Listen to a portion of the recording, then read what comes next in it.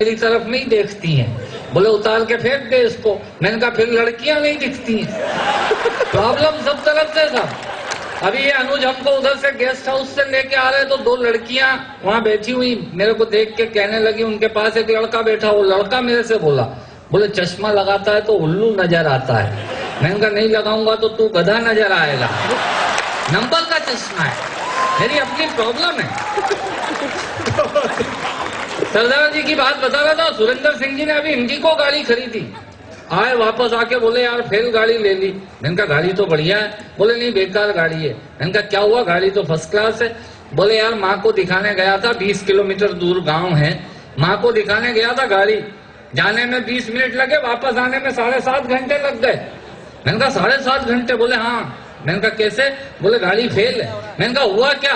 बोले कंपनी वाले भी बेवकूफ है, जाने के 4-4 गियर लगा रखे, वापस आने का एक ही गियर लगाया। भाई मेरा रिवर्स में आया। ये हमारे सुरेंद्र सिंह जी के किस्से हैं। मैं आपको एक दो छोटी छोटी कविताएं सुनाता हूँ। आज हम कुमार के यहाँ गए, बच्चों की बात कर रहे थे। मंजू जी आप एक टेक्निक कहाँ चली गई? अब बोल रही थी कि साबुन भी बेच रहे हैं कपड़े उतार के। अब सूट टाई पहन के क्या साबुन की एड या मॉडलिंग कर सकता है कोई? अरे टाई का विज्ञापन करना होगा तो सूट दिखाएगा, अब साबुन का विज्ञापन है तो कपड़े तो उतारने पड़ेंगे। मालूम नहीं है, बोलते हैं, जबरदस्ती बोल जाते हैं, उसमें हास्य पैदा हो जाता है। मैं आपसे निवेदन करता हूँ, एक दो छोटी छोटी कविताएं आपको सुनाता हूँ। कुमार विश्वास के घर गए तो इनकी पत्नी मेरे से कहने लगी, बैठो बैठो हम भैया चाय बना दें। मैंने कहा भाभी मैं चाय नहीं पीता। बोले क्यों? मैंने कहा मेरे को एसिडिटी होती है। बोले हाँ ये 26 जनवरी से लोकल हो गई है, 9-5 पे ही मिलने लगी है। मैंने कहा एसिडिटी होती है, एसटीडी नहीं होती है। बोले ये क्या होती है? मैंने कहा बीमारी होती है। बोले अच्छा मैं दूध लाती हूँ। एक गिलास दूध लेके आई, मैंने वो दूध देखा, फेंक दिया, ढोल दिया। दूसरा गिलास लेके आई, मैंने वो गिलास भी फेंक दिया। तीसरा गिलास जब मैं फेंकने जा रहा था दूध का तो मेरे से कहने लगी, क्या हूँ भैया हम आपके लिए 3 गिलास दूध लाए, आप फेंक रहे हो। मैंने कहा भाभी दूध में मक्खी है। भाभी बोली मक्खी दूध में नहीं है, चश्मे के कांच पे चिपकी हुई है। हमारे साथ प्रॉब्लम है साहब।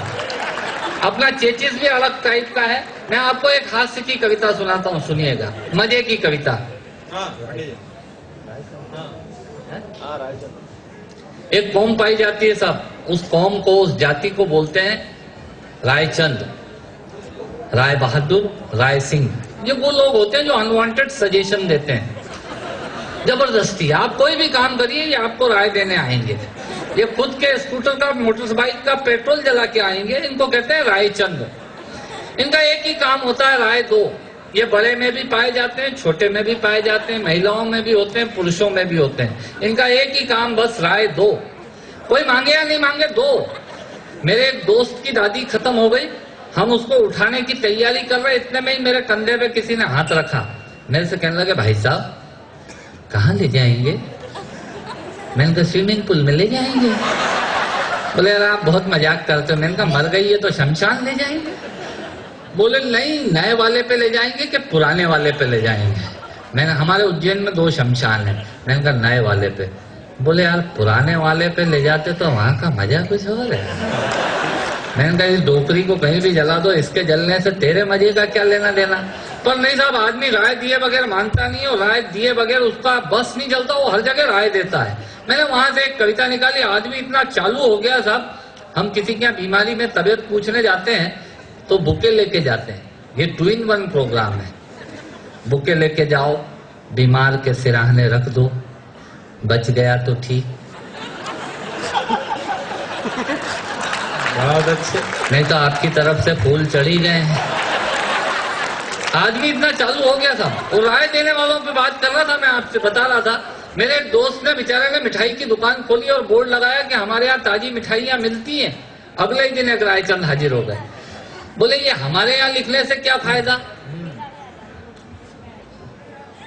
बोले जब नीचे मिल रही है तो ऊपर हमारे यहाँ लिखने से क्या फायदा? बोले क्या करूं? उसने कहा मिटा इसको। उसने बेचारे ने हमारे यहाँ पुतवा दिया। अब उस पर लिखा हुआ था ताजी मिठाइयाँ मिलती हैं। आप देखिए कितने लॉजिकल होते हैं ये। अगले दिन फिर एक रायचंद आ गए। बोले ये ताजी लिखने से लोगों को डाउट क्रिएट होता है। बोले क्या करूं? उसने कहा मिटा इसको। उसने बेचारे ने ताजी भी मिटवा दिया। अब उस पर लिखा हुआ था मिठाइयां मिलती हैं। अगले दिन फिर एक रायचंद हाजिर हो गए। बोले बेवकूफ, आदमी पहले नीचे शोकेस में मिठाई देखेगा कि ऊपर बोर्ड पे पढ़ेगा? बोले नीचे देखेगा। बोले फिर ऊपर लिखाने से क्या फायदा? उसने बेचारे ने मिठाइयां भी पुतवा दी। अब उस पर लिखा हुआ था मिलती है। अगले दिन फिर एक रायचंद हाजिर हो गए। बोले क्या फोकट में मिलती है? बोले नहीं, पैसे लेके देता हूँ। बोले फिर मिलती का क्या मतलब? बोले क्या करूं? बोले मिटा इसको। उसने बेचारे ने मिलती भी मिटवा दिया। अब उस पूरे बोर्ड पे लिखा हुआ था है। अगले दिन फिर एक रायचंद हाजिर हो गए। बोले बेवकूफ, जब शटर खुला है, शोकेस में मिठाई है, इसका मतलब है कि है। बोले क्या करूं? उसने कहा मिटा इसको। उसका पूरा बोर्ड उन रायचंदों ने, राय बहादुरों ने, राय सिंहों ने साफ करवा दिया। साहब, ये कौम होती है अनवांटेड सजेशन देने वाले लोगों की। पर इतना भी होता तो गनीमत थी। अगले दिन फिर एक रायचंद हाजिर हो गए। बोले यार, इतना प्यारा बोर्ड खाली पड़ा है, इस पे लिखवाता क्यों नहीं कि हमारे यहाँ ताजी मिठाइयां मिलती हैं? ये कौम होती है साहब। देखिए, आप बच्चे भी आनंद ले रहे हैं कविता का। बच्चे बहुत आनंद लेते हैं साहब। एक बच्चे से मैंने ऐसे ही पूछ लिया, छोटे बच्चे से। मैंने कहा बताइए, मद्रास का नाम चेन्नई क्यों पड़ा? बोले है ना अंकल, मद्रास के लोग लुंगी पहनते हैं और लुंगी में चेन नहीं होती।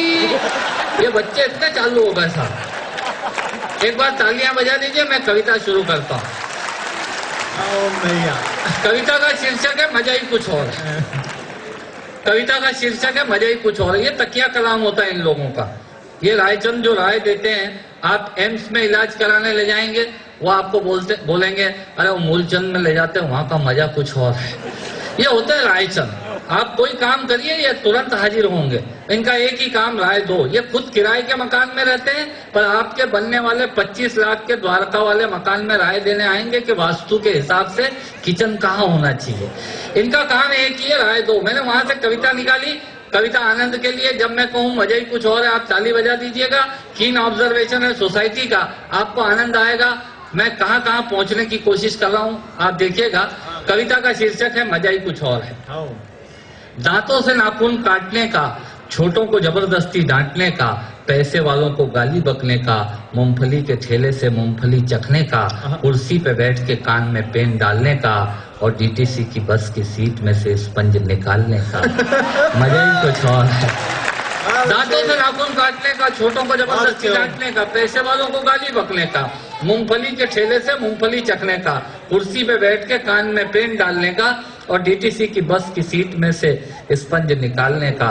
मजा ही कुछ और है। एक ही खूंटी पे ढेर सारे कपड़े टांगने का, नए साल पे दुकानदार से कैलेंडर मांगने का। भले जगह नहीं हो पर आदमी पूछता जरूर है, क्या सेठ इस बार कैलेंडर वैलेंडर नहीं आए क्या? एक ही खूंटी पे ढेर सारे कपड़े टांगने का, नए साल पे दुकानदार से कैलेंडर मांगने का, चलती रेल में चढ़ने का, दूसरों की चिट्ठियां पढ़ने का, मांगे हुए स्कूटर मोटर बाइक का, मांगे हुए स्कूटर को तेज भगाने का और खुद को नींद नहीं आने पे पत्नी को जबरदस्ती जगाने का। मजा ही कुछ और, मजा ही कुछ और है। चोरी से फल फूल तोड़ने का, खराब ट्यूबलाइट और मटकों को फोड़ने का, पड़ोसन को घूर घूर के देखने का। हमारे भैया को इतना आनंद आ रहा है जैसे इनका चरित्र चित्रण हो रहा है। बहुत अच्छे।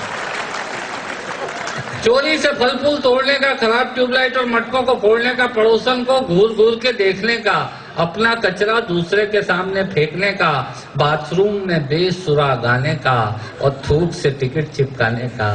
मजा ही कुछ और है। ऑफिस में लेट आने का, फाइल को जबरदस्ती दबाने का, चाट वाले से फोकट की चटनी डलवाने का, बारात में प्रेस किए हुए कपड़ों पे फिर से प्रेस करवाने का, ससुराल में साले से पान मंगाने का और साली की पीठ पे धोल जमाने का। मजा ही कुछ और है। दो दोने लगाने का, आरती में सबसे ज्यादा फटा हुआ नोट चढ़ाने का, दूसरे के मोबाइल फोन से चिपकने का, पान और गुटकों को इधर उधर पिचकने का, कमजोर से बेमतलब लड़ने का और पत्नी को रोज रोज परेशान करने का। मजा ही कुछ और था। मित्रों, श्रोताओं को भी कविता सुनाने का मजा ही कुछ और होता है, पर मेरा मन उस वक्त रोता है जब मजे के लिए शब्द अपने अर्थ खो जाते हैं, बैठे ही सो जाते हैं। यदि आप जीवित और जागृत हैं तो प्रमाण बताइए, कविता खत्म करता हूँ। तालियां।